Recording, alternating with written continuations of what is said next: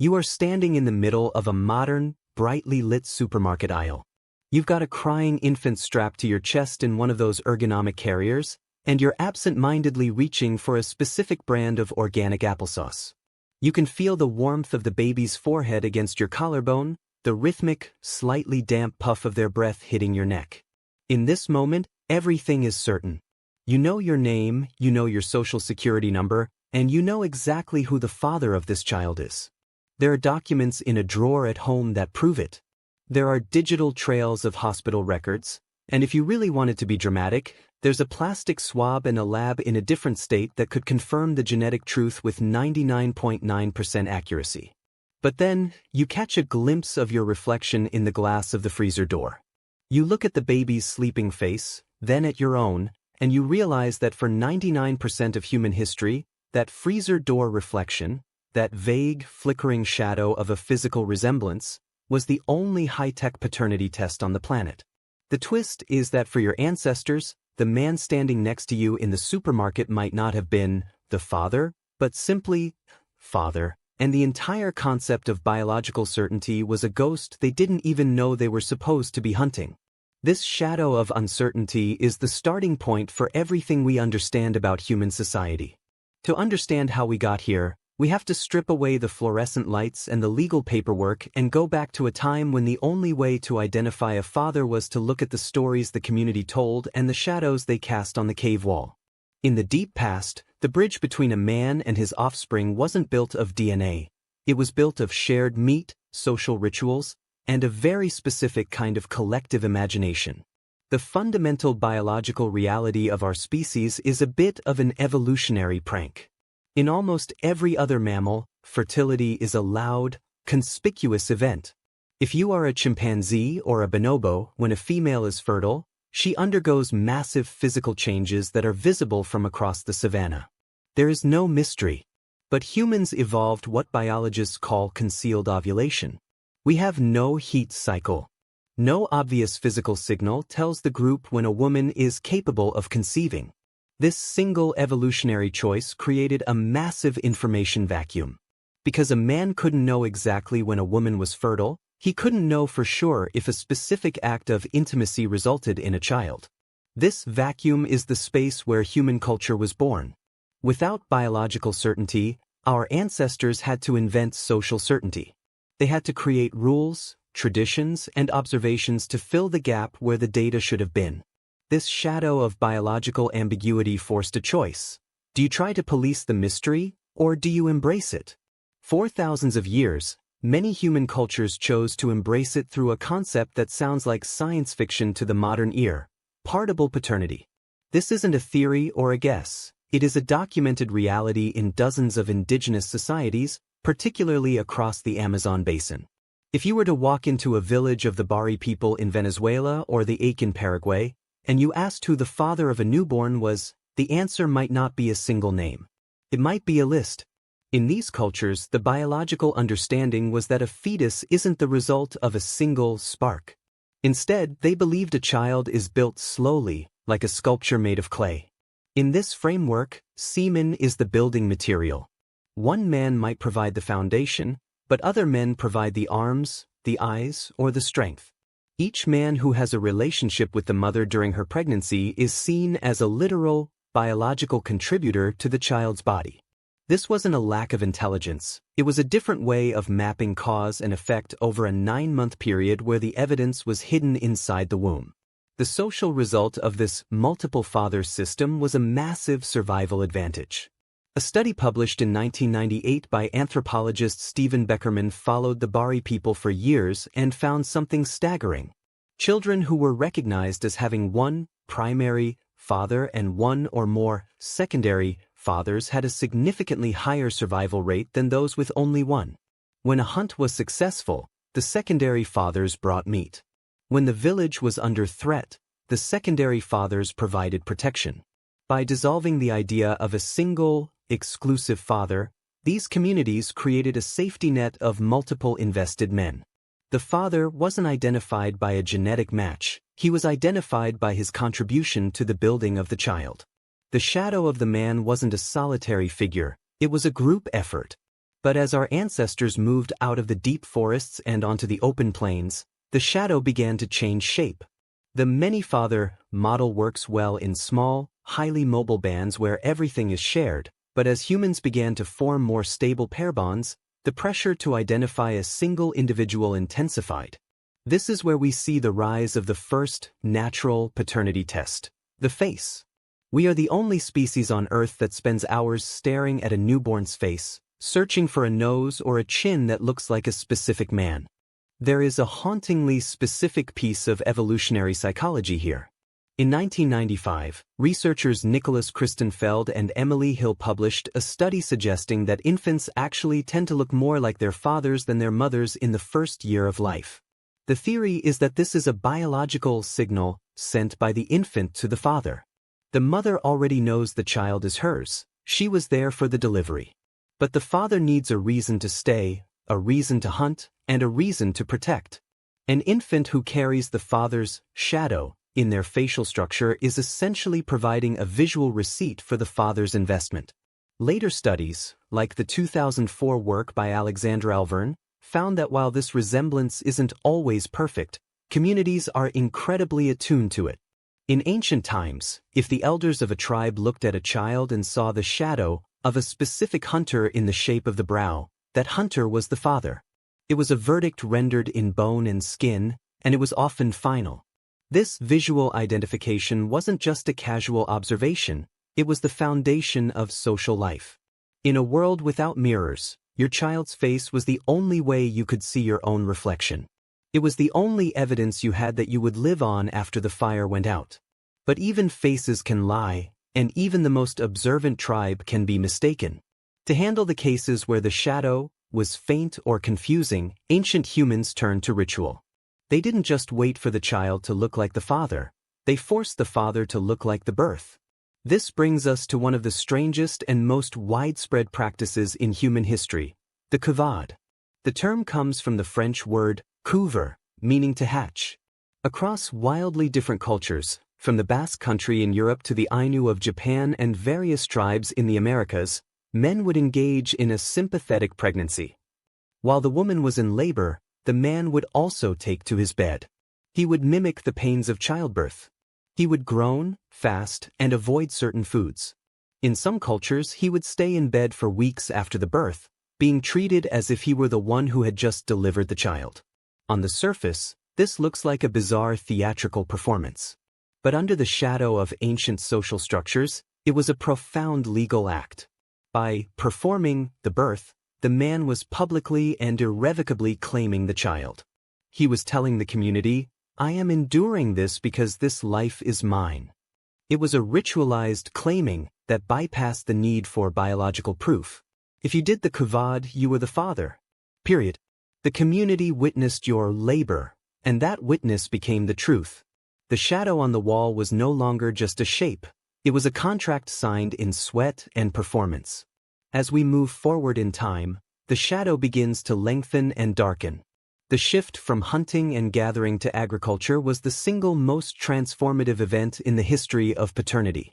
When humans started staying in one place, clearing land and domesticating animals, the question of who is the father changed from a question of survival to a question of property. In a hunter-gatherer band, you can't really own a forest or a herd of wild gazelle. But you can own a field of wheat. You can own a granary. And if you've spent your entire life breaking your back to clear a field, you don't want that field going to just any child in the village. You want it to go to your child. This created a massive, urgent pressure for biological exclusivity.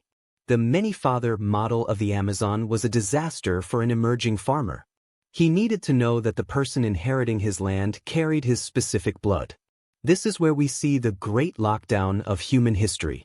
To ensure paternity, societies began to control the movement and social interactions of women with a ferocity that hadn't existed in the deep past. The shadow of the father became a cage. We can see the genetic scars of this transition in our own DNA. A massive study led by Monica Carmen in 2015 analyzed the Y chromosomes of people across the globe and found something chilling. About 5,000 to 7,000 years ago, right as agriculture was taking off, the genetic diversity of the human Y chromosome collapsed. This is known as the Neolithic Y chromosome bottleneck. While there were many women reproducing, it seems that only a very small number of men were fathering the vast majority of children. The shadow of a few powerful, land-owning men began to eclipse everyone else. These men identified themselves as fathers not just through ritual or resemblance, but through the power of ownership. They controlled the resources, so they controlled the narrative of who belonged to whom. During this era, the identification of the father became a matter of law. We see this in the Code of Hammurabi, one of the oldest legal codes in the world, written nearly 4,000 years ago in Mesopotamia. The laws are obsessed with the legitimacy of children. It wasn't enough for a man to claim a child through a ritual like the kuvad anymore. The child had to be born within a specific, legally recognized marriage. The shadow of the father was now cast by the light of a legal torch. If a woman was suspected of being with another man, the punishment was often death, not because of morality in the way we think of it today, but because it was seen as a crime against the man's property. To introduce false blood into a man's lineage was to steal his land and his future. This obsession with property transformed the father from a provider into a patriarch. The word patria, or fatherland, comes from this root. The identity of the father became the identity of the state. Your last name, your right to vote, your right to inherit wealth, all of it depended on identifying the one specific man who provided the seed for your existence. The multiple fathers of the ancient forests were erased from history, replaced by a single, tall shadow that stood at the head of the table. Yet, even with all these laws and all this control, the biological uncertainty never truly went away. Before the invention of blood typing in the early 20th century, a man still had to rely on reasonable belief. This led to the concept of the presumption of paternity. In Roman law, there was a saying, pater est quem nuptiae demonstrant, the father is he whom the marriage points to. If you were married to the mother, you were legally the father, regardless of the biological reality. This was a social shadow that the law chose to accept because the alternative, constant uncertainty and legal battles over land, was too destabilizing for the empire. It's fascinating to think that for thousands of years, even the most powerful kings on earth had no more biological certainty than a peasant. King Henry VIII of England famously went to war with the Pope and executed his wives because he was obsessed with having a legitimate male heir. He was chasing a shadow, trying to ensure that his specific genetic line continued. But even he couldn't know. He could only look at the child's face, check the dates of his own visits to the Queen's chambers, and listen to the whispers of his advisors. The entire history of the British monarchy, the Wars of the Roses, the rise and fall of empires, it was all built on the assumption of paternity, not the proof of it. While the men were obsessing over land and law, another shadow was moving in the background, providing a different kind of identification. This is the grandmother hypothesis, championed by anthropologist Kristen Hawkes. While a man's connection to a child was always a matter of debate or social contract, a grandmother's connection was certain. Your mother's mother knows you are her blood. In many ancient societies, the grandmother was the one who actually identified the true father. She was the one who was there for the birth, she was the one who watched the interactions in the village, and she was the one who managed the social connections. If a grandmother recognized a man as the father, the community followed suit. Her certainty was the anchor for the man's uncertainty. In many ways, the identification of the father wasn't a male decision at all, it was a female consensus. The shadow was cast by the father, but it was measured and validated by the women who kept the community alive. This brings us to a strange realization about the identifiable father. For most of our history, father was a verb, not a noun. It was something you did, not something you were. You fathered a child by staying, by provisioning, by teaching them how to track a deer or how to plant corn.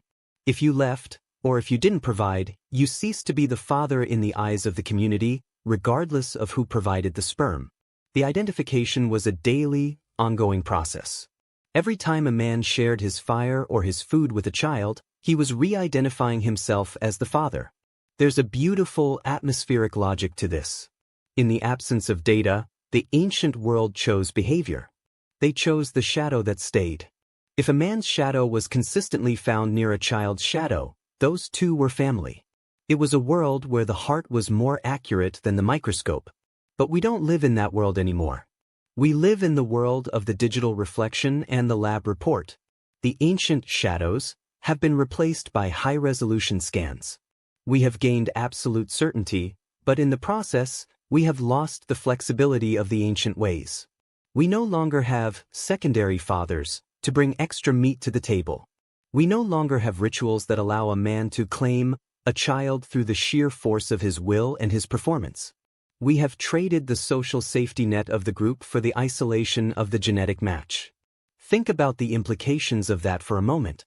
In the Amazonian model, a child had more protection because they had more fathers. In the modern model, if the DNA test says no, the support stops. The certainty we've worked so hard for 5,000 years to achieve has actually made our social structures more brittle. We have put all our eggs in the basket of a single biological match, and when that match fails, the child is left with a void where a community used to be. We are the first generations of humans to ever live with the answer. Every human who lived before 1900 lived in a world of maybe. They built their entire moral systems, their religions, and their laws around that maybe. They had to trust each other. They had to rely on the grandmother's word, the hunter's meat, and the ritual's groans. They had to look at a child's face and decide to see themselves in it. That act of decision, that choice to see a resemblance even when it was faint, is what made us human. It was an act of faith that tied the generations together. Today, we look at the freezer door reflection and we see a biological fact. But if you look closer, past the organic applesauce and the modern lights, you can still see the ancient shadow. You can see the face of a man who lived 50,000 years ago, who looked at a child he didn't know was his, and decided to pick it up anyway. He didn't have a paper trail.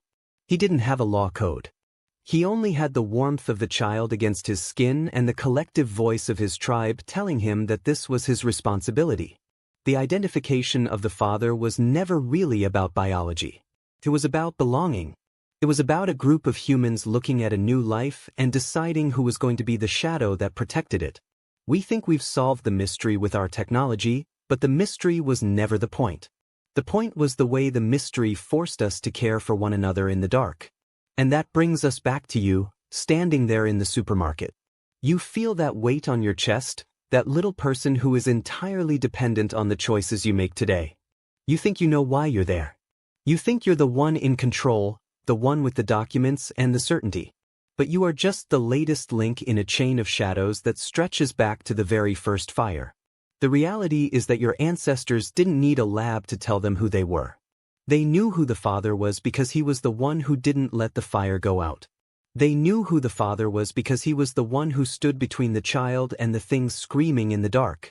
Identification wasn't a result, it was an action. It was a commitment that had to be renewed every single morning when the sun came up and cast a new shadow on the ground. We like to think we've outgrown the need for these ancient, messy frameworks. We think that because we can map a genome, we've mapped the human heart. But when the lights go out or when the modern systems fail, we always find ourselves falling back on the old ways.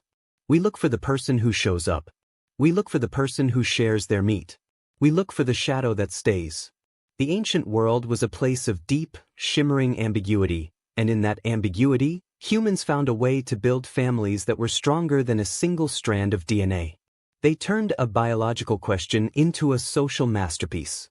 They turned a maybe into a forever. And while we have the luxury of the yes or the no, we should remember that our entire species was built on the strength of the people who said, "I will," even when they couldn't be sure.